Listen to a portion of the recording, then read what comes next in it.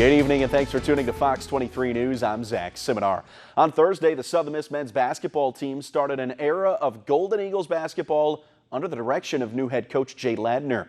The Golden Eagles worked through a baseline practice today inside Reed Green Coliseum with the season opener just 40 days out.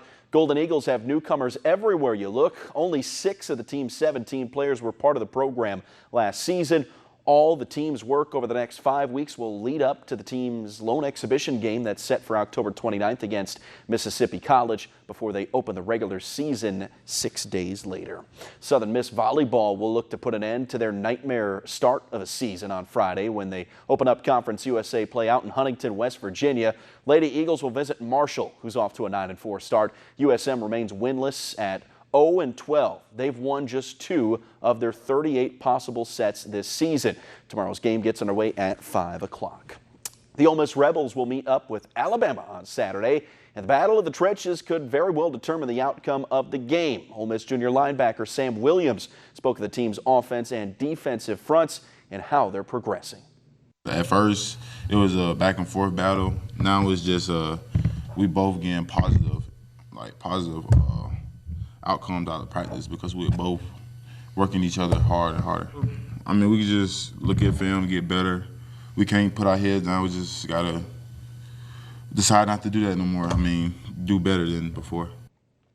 The Atlanta Braves took care of business last night against the Kansas City Royals, scoring a 10-2 win for their 97th victory of the season.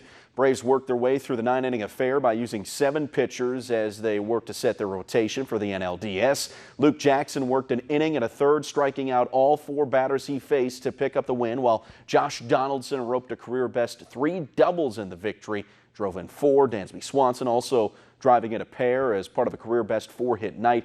Braves will have tonight off before closing out the season against the Mets this weekend. Being able to trust myself, and allow the ball to travel a little bit more and, stay back up the middle and right center is obviously what made me successful early in the year and what will help, keep things rolling, as we go forward. So. Game 1 of this weekend series with New York gets underway at 6:10 on Friday. The Minnesota Twins became Major League Baseball's first team to hit 300 home runs in a single season. Jonathan Schoop's 7th-inning 2-run shot in today's win over the Tigers gave the team 300 on the year. They went on to add another one and now sit at 301 big flies with 3 games to play. 13 teams total have set franchise home run records this season, including the Braves. Arizona and Cleveland are on pace to make that 15 by the end of this weekend. The New Orleans Saints will look to continue what they started last week without Drew Brees after an impressive win on the road at Seattle. Teddy Bridgewater did a good job of managing the game against the Seahawks, passing for 2 touchdowns without turning the ball over.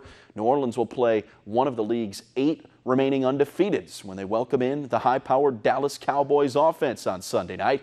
Dallas averaging 32 points per game. Much improved Dak Prescott could target the Saints secondary and defensive back Marshawn Lattimore, who's given up the most yards of any player in the league while in coverage so far this season.